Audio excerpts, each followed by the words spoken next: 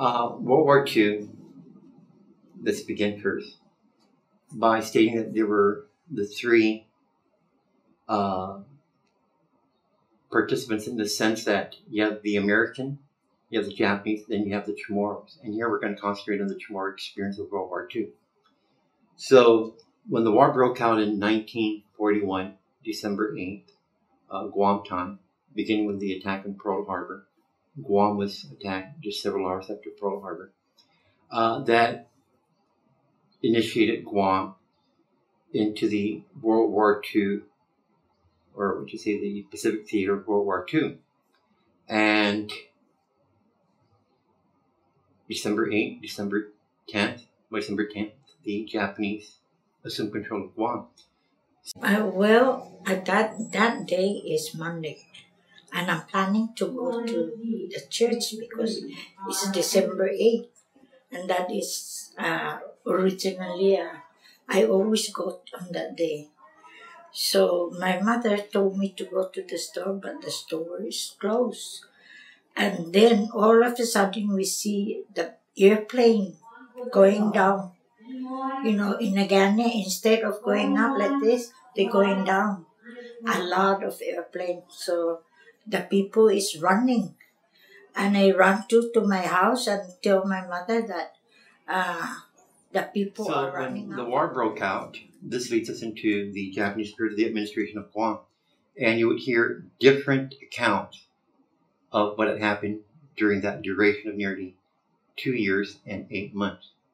Now we're going to shift over to what happened right before the Americans reassumed control of Guam in 1944, beginning July 21st.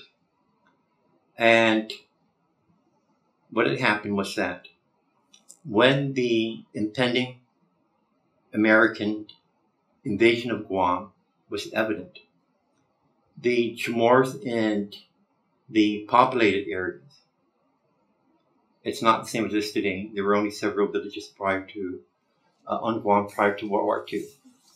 And the Chamorros were brought to what they eventually termed a concentration camp. Well, one of the most prolific concentration camps was Mannengon, because it had the highest number of Chamorros being brought there. After Mannengon, the other camp was Asina. This is now located near the mouth of the Palga River. Mannengon is located near the mouth of the Ilic River. And so, estimated 10,000 Chamorros were brought to the concentration camp. Now, there are two interpretations of the concentration camp depending on who you talk to, even among Chamorros. And one interpretation, of course, was the Japanese removed the Chamorros from these areas that were potentially the invasion site. Because had they not removed the Chamorros, they would have been caught in the crossfire indiscriminately, because the battle is fought in the areas that they were living at. So they were brought to the concentration camp. You hear terms like, quote, forced march, this. And I'm going back now to a lot of recollection, because there's a lot of history behind this. The history of how the Japanese official came and told each particular family, back up, you're going to the concentration camp. And it was really that random, that quick. So the numbers came and they all walked to Mannengon. And you can hear different, again, accounts of the experience. Some with the atrocities that, it's not even imaginable to the Chamorros, because it's not something that they were so innocent to, but yet they suffered a lot of the consequences of what happened between these two nations. And so there you are, Mannengon. Where's Mannengon located? Mannengon is located in the central eastern side of the island. where there are many tributaries that lead into the Ilik River. And when you say, well, why was that concentration camp, or why was the concentration camp situated there? Because the water was a indispensable resource for that amount of people you're bringing to. We go up to the Mannengon, we go inside there, in the Mannengon. And that is where we stay. My father came with Pete Rosario and they built us a shack to stay there. Then one time we were up in the hill when somebody said, the American is here, the American is here. No, we don't believe until he show us the 50 cents. That's when we believe that the American is here. But at that time, we was at the river. When we need some breadfruit or banana, I have to go up to the hill and steal at somebody's house. I steal honestly because we don't have any tree down in the village, in the Mannengon side where we're staying. So I have to go and steal and cook it. But when I am cooking that, I cook it up in the hill again because I carry the can that I'm gonna boil the lime.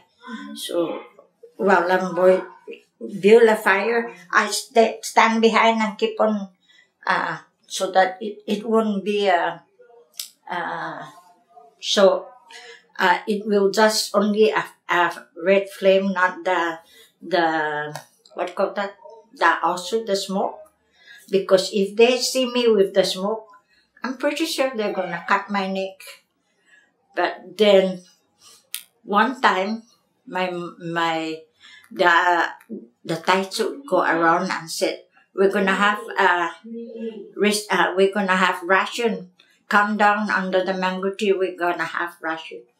So, I'm very small, about 12, 13 years old. Go up to when I go side. Here's the hill, and there is the mango that they're gonna give us the ration of rice.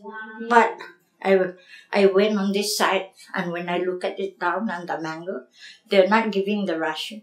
They were all getting beat up by the Japanese.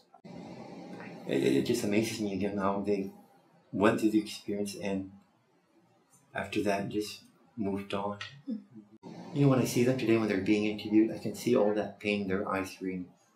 And I know because they were young for not my dad's generation, but for those that were, let's say, 18. Just imagine this anywhere in the world where your whole youth is stolen by, in this case, for our two elders, World War II, because their whole life was disrupted, and it's just amazing again how they fall, but that doesn't deter them. They get up and they move forward. And that's the thing I think that you have to remember about Mannengon, And then with such a huge population, the greater the number, that strength of, I guess, in the unison of their feeling like, we're not alone at this, we're together in this. It's not just one family. No, this is, hey, there's 10,000 of us. That's it. We can deal with this. We can help one another out. That's the Chamorro. I'm talking about the Chamorro experience in World War II. Of course, some died there because of lack of food, health problems. Quite a number, from my understanding, of newly born infants died in Mannengon because there was really nothing.